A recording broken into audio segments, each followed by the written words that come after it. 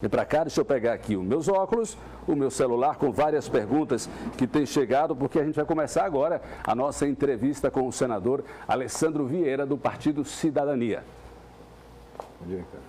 Boa tarde, senador Alessandro Vieira. Seja bem-vindo mais uma vez. Semana passada foi uma semana, aliás, nas últimas semanas, lá em Brasília, a situação política do Brasil, também econômica, tem sido bastante quente. Tivemos um problema lá do STF, junto a alguns órgãos de imprensa, teve a CPI da toga, que foi arquivada, depois desarquivada. Vamos começar pela CPI da toga. Vai para o plenário a discussão? Sim, vai para o plenário. A expectativa é que a gente tenha o debate em plenário no início de maio. É importante você enfrentar isso pela via correta, pela via prevista na Constituição, que é uma CPI feita no Senado, para não dar abrigo a tentações autoritárias que você escuta volta e meia, brincadeiras perigosas, colocando em xeque a existência do próprio Supremo. Não é nada nesse sentido. Você tem que tirar de lá aquilo que não está funcionando. Mas ela chegou a ser arquivada pelo presidente, depois o senador Cajuru lembrou a ele que ele tinha feito, não sei se foi uma promessa, tem dado a palavra, ele retirou, é isso daí. Isso, o arquivamento era ilegal. Era ilegal o arquivamento. O senhor acredita que ela vai passar lá no... os outros, o número maior de senador? Ela depende muito da mobilização popular. Você tem lá, infelizmente, ainda muitos senadores que têm processos na justiça e que se sentem constrangidos em enfrentar os ministros. E é importante que a situação, em cada estado, tenha mobilização, contato com seus senadores para cobrar. Mas você acha que já foi importante levar essa discussão sobre a CPI da toga? Por que ela é importante? Ela é essencial porque você tem que ter uma justiça igualitária para todos. Você não pode ter uma justiça que escolha, seletiva. Você não pode ter uma justiça que beneficie alguns em prejuízo de outros. Os 13 fatos que nós apontamos são fatos seríssimos. 2 deles, pelo menos, falam sobre notícias de propina paga a ministro. Então, você não pode tratar isso como um assunto menor. É importante resolver isso para que a gente possa ter uma caminhada democrática mais segura.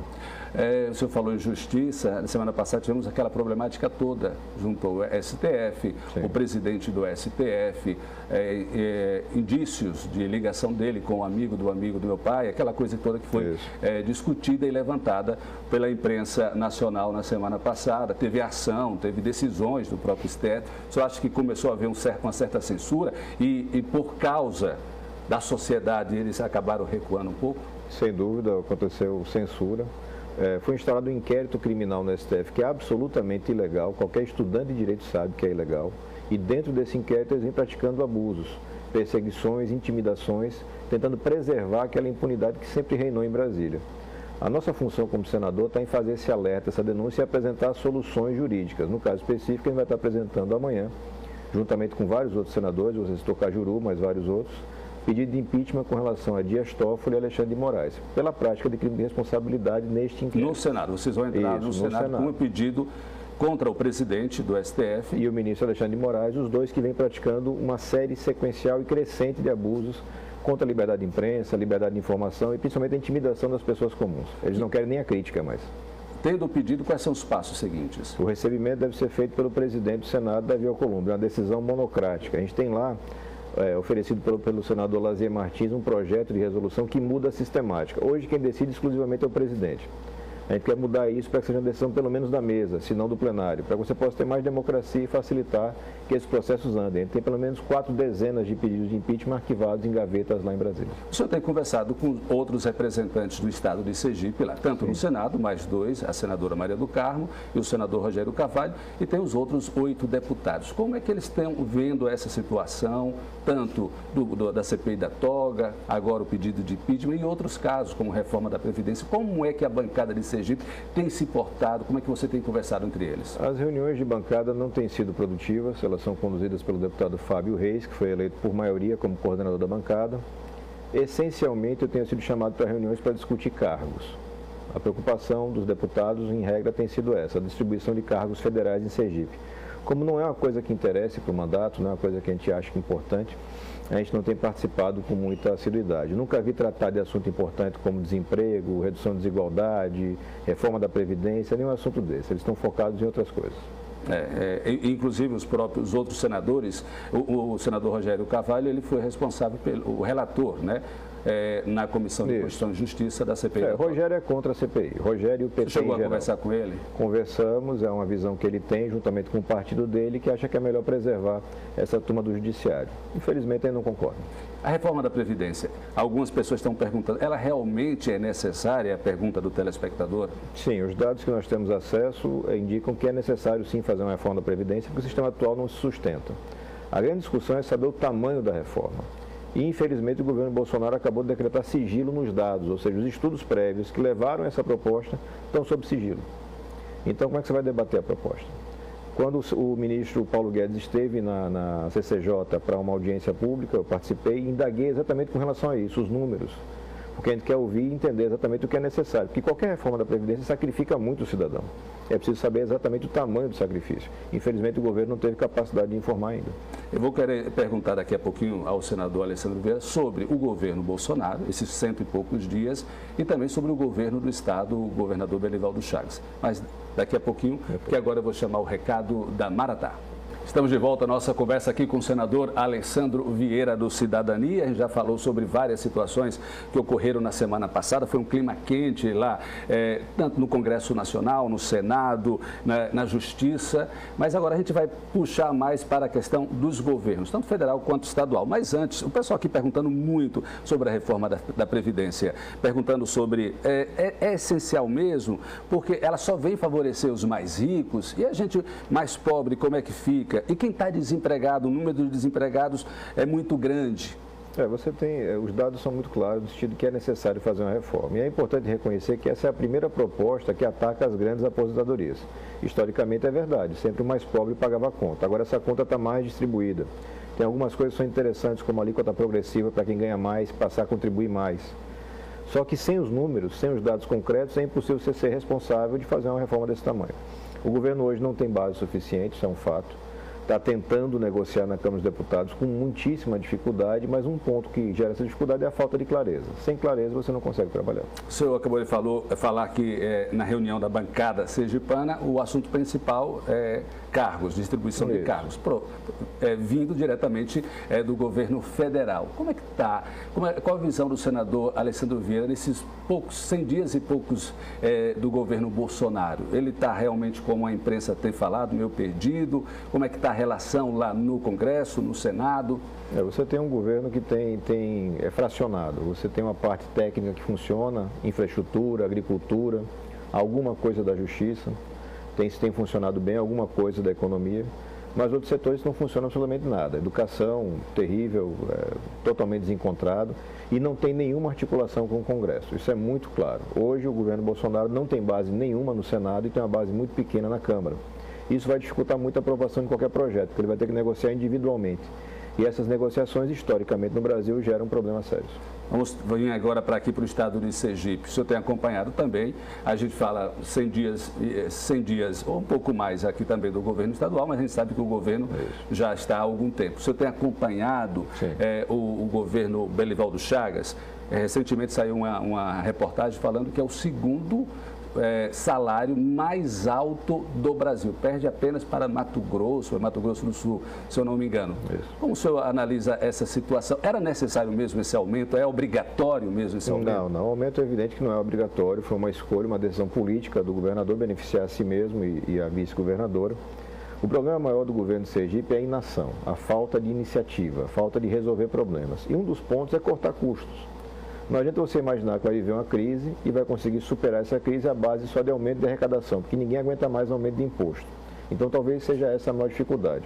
Mas é importante ressaltar que o governo aparentemente começou a se movimentar, muito lento, mas vem se movimentando. E a gente está de portas abertas em Brasília para ajudar, porque ajuda para o sergipano, não é para o governo. Vocês têm dialogado, porque a última vez que eu vi uma reunião de vocês foi justamente com relação à hibernação da Petrobras. Vocês estavam juntos lá.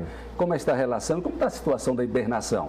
Teve uma decisão agora da Justiça aqui no Estado, com relação para barrar, possivelmente a Petrobras vai recorrer. Você tem acompanhado esse caso? Sim, a decisão judicial não deve ter nenhum efeito concreto, porque ela demorou muito, né? Tanto porque a proposta da ação foi feita na Justiça Estadual, quando deveria ter sido na Federal, isso gerou toda uma demora. Não deve ter um efeito concreto. De concreto nós temos o quê? A Petrobras quer efetivamente privatizar, através inicialmente de um arrendamento. Ela não vai mais atuar no ramo de fertilizantes. Isso é fato. Isso é um fato e não há margem para discussão. O que nós estamos buscando é uma agenda com o próprio presidente Bolsonaro para tratar da questão estratégica, porque você vai deixar de produzir fertilizante no solo pátrio. E a consequência é depender de fertilizante trazido do exterior. A notícia que a ministra Tereza Cristina me deu, alarmante, é que o preço do fertilizante nitrogenado já aumentou 40%, depois dessa brincadeira da Petrobras de desativação das fábricas. Desativou aqui, desativou também na Bahia e não deu continuidade à construção no Mato Grosso.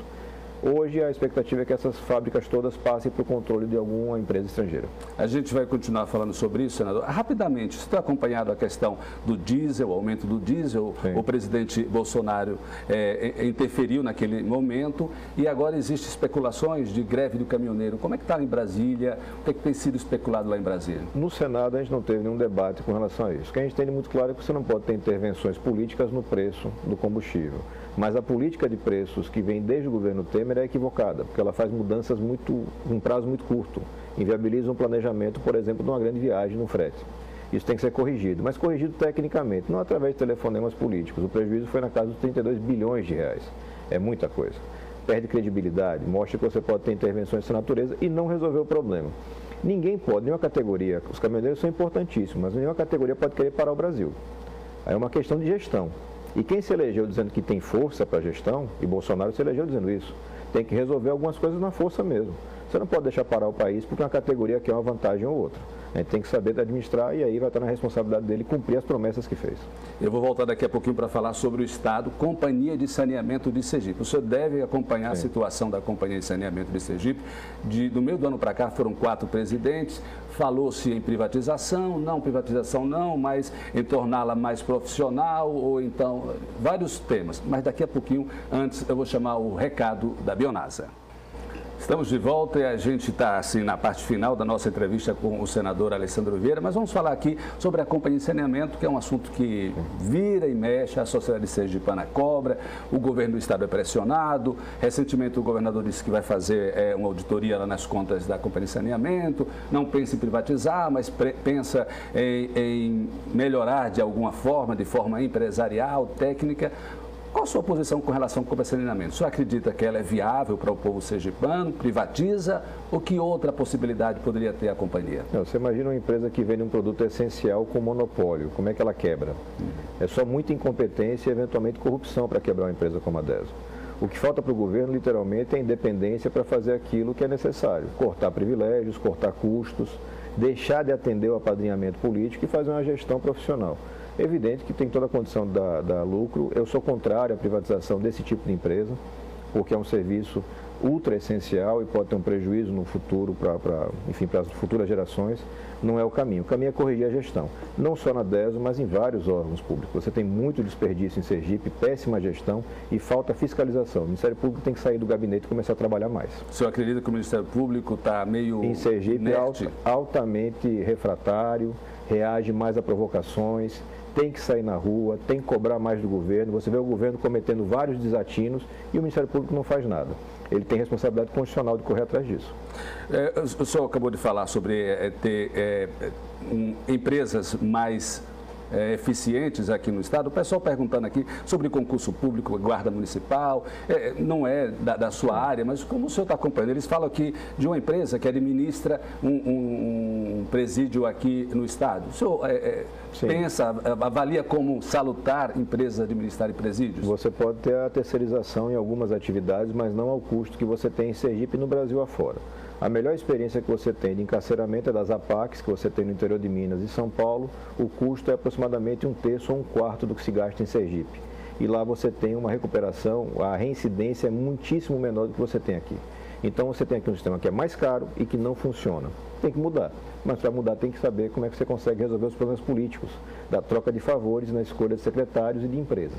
Senador, para a gente encerrar, como vai ser esta semana lá em Brasília, no Senado? O que é que o sergipano vai acompanhar da bancada sergipana e, claro, né, do Senado em geral? Nós temos essa semana a apresentação do pedido de impeachment dos ministros Dias Toffoli e Alexandre de Moraes e você tem uma série de projetos que estão represados na CCJ vinculados à área de segurança.